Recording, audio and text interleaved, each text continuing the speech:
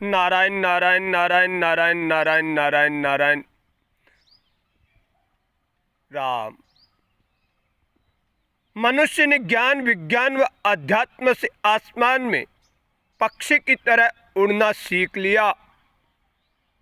मानव मात्र ने ज्ञान विज्ञान में अध्यात्म के माध्यम से समुद्र में मछली की तरह तैरना सीख लिया। मनुष्य आकाश में पक्षी की तरह उड़ रहा है, समुद्र में मछली की तरह तैर रहा है, हवाई जहाज से दुनिया मात्र में भ्रमण कर रहा है। ज्ञान विज्ञान व अध्यात्म से समुद्र में मछली की तरह दौड़ रहा है। ज्ञान विज्ञान व अध्यात्म से मेरे बंधुओं, लेकिन इसी मनुष्य ने धरती पर भाईचारे से चलना आज तक नहीं सीखा। अब इसका मूल कारण क्या है?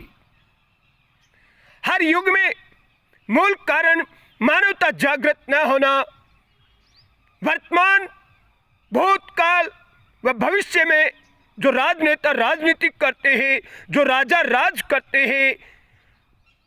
मेरे बंधुओं, राजतंत्र में राजा राज करते थे, आजकल लोकतंत्र में राजनेता राज करते हैं। सबके भूख लगी हुई है धन की, बल की, पद की। मात्र धन, बल और पद मिल जाए, भले ही मनुष्यों को कुचल दो।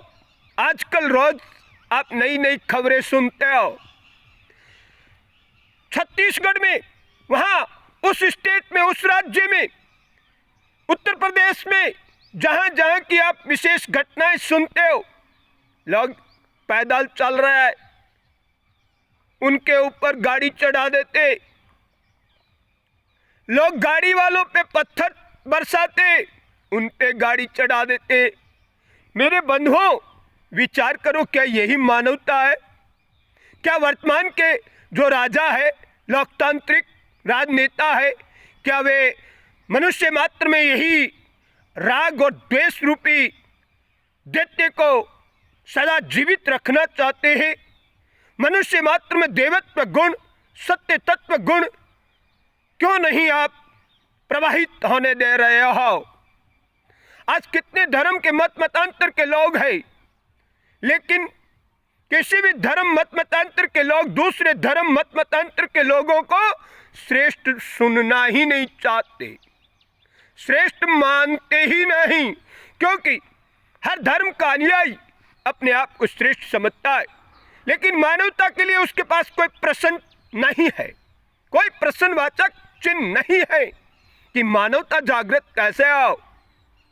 क्यों राग द्वेष में इतने दुर्गंध फैलाते हो? विचार करो, मनुष्य जन्म का समय कितना है? मनुष्य जन्म का समय बहुत थोड़ा है, बहुत थोड़ा है। करुणा कर नर देहि देत, इस बिन हेतु सनई।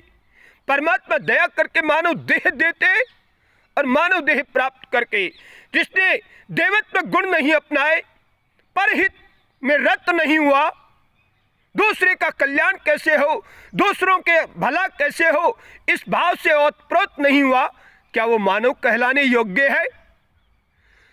अपने स्वार्थ के लिए, अपने पद बल के लिए आप मानव मानव को आपस में लड़ाकर मरवाते हो। ये कौन सी राजनीति है? कौन सी राजनीति है ये? मेरे बंधुओं, युग युगांतर से राजा महाराजा सत्य और असत्य की लड़ाई लड़ते थे, इसमें कोई संदेह नहीं। राजा महाराजा भी सत्य और असत्य की लड़ाई लड़ते थे। एक बहुत सुंदर बात याद आ गई महाराजा रघु के शासनकाल की। महाराजा रघु का बड़ा अच्छा शासन चल रहा था। पड़ोसी राजा महाराजा रघु को संदेश भेजा, मैं आपके राज्य पर आक्रमण करूंगा। महाराजा रघु ने कहा अपने दूत को संदेश देकर कि जाकर के उस राजा को पूछना कि आप प्रजा को कैसे रखोगे। महाराजा रघु का दूत उस राज्य में जाता है और वहां के शासक को पूछता है कि आप आम जन को कैसे रखेंगे। जनता जनार्दन को कैसे रखेंगे। तो मेरे बंधुओं, उस राजा ने कहा जनता जनार्दन को सुखी रखूंगा। महाराजा रघु ने कहा, जब संदेश उसका दूत लेकर आया तो उस राजा के संदेश के उपरांत कहा कि मेरा राज्य और पड़ोसी राजा जो आक्रमण करना चाहता है, दोनों का राज्य पर शासन करे। मुझे राज्य पर शासन करने का लाभ नहीं है, क्योंकि प्रजा सुखी रहनी चाहिए। यदि प्रजा को दुख दोगे, प्रजा को पीड़ित करोगे, तो युद्ध करूंगा। ये महाराजा रघु का संदेश था। महाराजा रघु ने अपना राज्य छोड़ा और उस पड़ोसी राज्य के शासक को अपना राज्य सुपुर्द कर दिया और स्वयं संन्यास मार्ग में निकल गए। मेरे बंधुओं, कौत्स नाम का ब्राह्मण महाराजा रघु के शासन काल में, कौत्स नाम का ब्राह्मण गुरुकुल में विद्या प्राप्त कर रहा था। कौत्स की जब विद्या पूर्ण हुई, गुरुजी को कहा गुरु दक्षिणा में क्या दूं। उस समय मेरे बंधुओं, गुरुजी ने कहा आप ब्राह्मण हो, आपसे मैं गुरु दक्षिणा नहीं लूंगा। आप शहर अपने गृहस्थ के क्षेत्र में आगे बढ़ सकते हो। मुझे गुरु दक्षिणा आपके प्रेम से मिल गई। कौत्स ने कहा नहीं गुरुदेव, मैं गुरु दक्षिणा आपको दूंगा ही, क्योंकि मैंने आपसे शिक्षा प्राप्त की है। तब महाराजा रघु का कौत्स को विश्वास था कि गुरुदेव जो भी गुरु दक्षिणा मांगेंगे, मैं महाराजा रघु से जाकर मांगकर गुरुदेव को गुरु दक्षिणा दे दूंगा। मेरे बंधुओं, गुरुदेव ने कौत्स को कहा जाओ 16,000 स्वर्ण मुद्राएं लेकर आओ। कौत्स वहां से रवाना हुआ। कौत्स राजा रघु के महल की तरफ आया। पता चला राजा रघु अब शासक नहीं रहे, दूसरे राजा के हाथों में शासन की सत्ता आ गई। कौत्स ने दूसरे शासक से परिचय नहीं होने के कारण अपनी मांग नहीं रखी और जंगल की ओर चल दिया। मेरे बंधुओं, जंगल में महाराजा रघु नजर आए कौत्स को और मिट्टी के बर्तनों में भोजन कर रहे थे। कौत्स मुंह फेरकर वापसी की तरफ चलने लगा। वापिस मुड़कर राजा रघु की तरफ न जाकर दूसरी तरफ वापस जाने लगा। उस समय राजा रघु ने देख लिया कि ब्राह्मण देवता है, किसी विषय को लेकर आए होंगे, पीड़ित होंगे। उन्हें आवाज देकर बुलाया और पूछा कि गुरुदेव, ब्राह्मण देवता, आपको कोई तकलीफ हो, मेरे लायक कोई सेवा आदेश हो, अवगत कराओ। कौत्स ने कहा नहीं नहीं महाराज। फिर भी बार बार आग्रह करने पर राजा रघु के कौत्स ने कहा ऐसे ऐसे मुझे 16,000 स्वर्ण मुद्राएं गुरुजी को गुरु दक्षिणा में देनी है। मेरे बंधुओं, कौत्स ने जब ये बात कही कि 16,000 स्वर्ण मुद्राएं गुरु दक्षिणा में गुरुजी को देनी है, उसी समय राजा रघु ने बाण संधान किया और देवताओं के कोषाध्यक्ष कुबेर को ललकारा और कुबेर जी ने 16,000 नहीं, असंख्य अनंत स्वर्ण मुद्राओं की बरसात कर दी।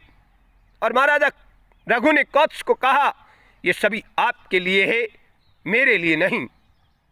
इस विषय का जब पड़ोसी राज्य के जो शासक थे, जिनको महाराजा रघु ने अपना शासन दिया था, उन्हें जब पता चला कि रघु के तो आदेश से देवता भी काम करते हैं, देवता भी स्वर्ण वर्षा करते हैं, उसने अपना शासन भी और रघु का शासन पुनः वापस देकर अखंड साम्राज्य का महाराजा राजा रघु को ही बना दिया। मेरे बंधुओं, त्यागा शांति अनंतरम, त्याग करते ही तुरंत शांति का अनुभव होता है। आजकल के राजा महाराजाओं को ये शिक्षा लेनी चाहिए। हमसे कोई लड़ना चाहता है, उसे शासन की सत्ता सौंप दो और मानव मात्र का कल्याण हो, मनुष्य मात्र का हित हो। इस विषय में क्या आपके भारत सरकार के 543 सांसद ऐसा विचार विमर्श नहीं कर सकते? एक साथ बैठकर हमारी सनातन संस्कृति का पालन नहीं कर सकते? सर्वे भवन्तु सुखिनः सर्वे सन्तु निरामया सर्वे भद्राणि पश्यन्तु मा कश्चित् दुःखभाग् भवेत्, इस विषय का ध्यान नहीं दे सकते? कौन कुबुद्धि है, कौन बुद्धिमान है, इस विषय का हम ज्ञान नहीं रखते तो हम मानव कहलाने योग्य नहीं है। मेरे बंधुओं, हमें विचार करना चाहिए और वर्तमान राजनेताओं को विशेष तौर से जो भारतीय सनातन संस्कृति का पालन करते हैं, क्योंकि भारत भूमि संपूर्ण विश्व को मार्गदर्शन करने वाली भूमि है, मानवता का संदेश देने वाली भूमि है। किसी को लूटने का या किसी का अहित करके उसका नुकसान करने का संदेश देने वाली भारत भूमि नहीं है। लेकिन वर्तमान में जो भी भारतीय होकर यदि किसी का अहित करते हैं तो मानव कहलाने योग्य नहीं है। मेरे बंधुओं, वर्तमान राजनेताओं को, साधुओं को, व्यापारियों को, अफसरों को और अभिनेताओं को सत्य और ईमानदारी के पथ पे चल के हमारे राष्ट्र में मानवता जागृत करने के लिए मानव मात्र के हित में कार्य करना चाहिए। क्या सत्य और असत्य का विभाजन कांग्रेस वाले जानते हैं या भाजपा वाले नहीं जानते हैं? सत्य और असत्य का विभाजन ऐसा मैंने कहीं भी नहीं सुना कि उस राजनीतिक पार्टी के लोग सत्य को नहीं जानते और उस राजनीतिक पार्टी के लोग सत्य को जानते। ऐसा नहीं। सत्य और असत्य को सभी राजनेता जानते हैं कि क्या सत्य है, क्या असत्य है। इसलिए असत्य का समर्थन मत करो और मानव मात्र के हित में, जीव मात्र के कल्याण के हित में समस्त राजनेताओं को, अभिनेताओं को, साधुओं को, व्यापारियों को, अफसरों को, इन पांचों वर्गों को सत्य और ईमानदारी के पथ पे चलकर संपूर्ण भारत, अखंड भारत आओ, विश्व का मार्गदर्शन करने वाला भारत आओ, मानव मात्र के कल्याण का प्रचार प्रसार करने वाला भारत आओ। जबकि भारत विश्व गुरु था, है और रहेगा। लेकिन ये मानवता जागृत न होना, आप ज्ञान विज्ञान कितनी भी शिक्षाएं प्राप्त कर लो, लेकिन पड़ोसी से प्रेम नहीं है तो आप मानव नहीं हो, दानव हो। इसलिए हमें दृढ़ संकल्प लेकर मानव मात्र के हित में, कल्याण में कार्य करना चाहिए, मानवता जागृत करनी चाहिए। कितने वक्त ज्ञान विज्ञान व अध्यात्म से आप उन्नति कर लो, लेकिन मानवता जागृत नहीं है, अपने को श्रेष्ठ समझते हो और दूसरे धर्म विशेष के व्यक्तियों को, जाति विशेष के व्यक्तियों को निकृष्ट समझते हो, तो तुम्हारी बड़ी भारी मूर्खता है। अधोगति में जाने का तुम्हारा पक्का इस जन्म में कृत्य हो रहा है। इस अधोगति से बचने के लिए सत्कर्म करो, सत्कर्म करो, सत्कर्म करो मेरे बंधुओं। इसलिए हमें दृढ़तापूर्वक संकल्प लेना ही पड़ेगा, सत्य और असत्य का विभाजन करना ही पड़ेगा और मानवता के कल्याण में, मानव मात्र के हित में, प्राणी मात्र के हित में, जीव मात्र की रक्षा में मनुष्य मात्र को विचार करना चाहिए। क्योंकि आज दुनिया मात्र में मानव ने अनेक मार्गों से उन्नतियां की है, लेकिन समस्त उन्नतियों का अंत पतन होता है, जीवन का अंत मरण होता है और जन्म का अंत मृत्यु होता है। जो जन्मा है वो मरेगा, लेकिन जन्म के, कबीर जी का एक दोहा याद होगा, जब कबीरा पैदा हुआ तब जग हंसा कबीरा रोया। और ऐसी करनी करो कि जग रोए और आप हंसते हुए विदा हो जाओ। सत्य और असत्य का प्रति मनुष्य अपने आप का कृत्य जानता है। इसलिए भगवत कृपा से जय जय सीताराम, अपने आप को सत्य में स्थित करो। राम राम राम राम राम राम राम राम राम।